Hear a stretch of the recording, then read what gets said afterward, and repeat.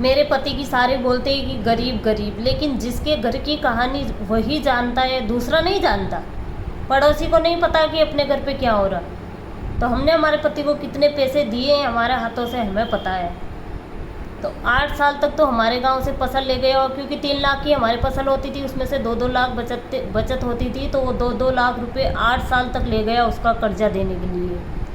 फिर मेरे नाम से 5 बीघो ज़मीन थी, उसमें 3 लाख रुपए मैंने निकलवा के उसे दिए थे कर्जा देने के लिए।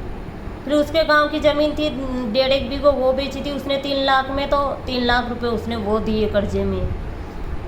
फिर उसके ज़मीन डूब में आ गई थी, जो 2 बीघो ज़मीन उसके डूब में आई थी, तो 5-6 लाख रुपए उसके मिले थे, तो वो भी वही ले गया।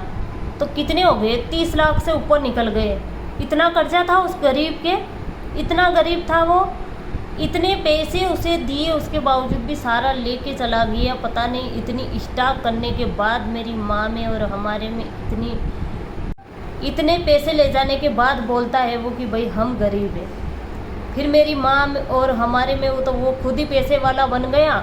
उसके बाद हमें दुख देना उसने शुरू कर दिया। हमें नहीं पता कि भाई ये हमारे साथ धोखा कर रहा। हमने सोचा कि भाई इसके कर्जा हो रहा होगा तो ले जा रहा होगा पैसे, ये क्या अपने से धोखा करेगा, अच्छे से रह रहा है। तो इतने पैसे ले गया वो, हमें लूट लूट के ले गया, और हमने हमारे हाथों से दिए। हम इतने हमें पागल बनाया उसने।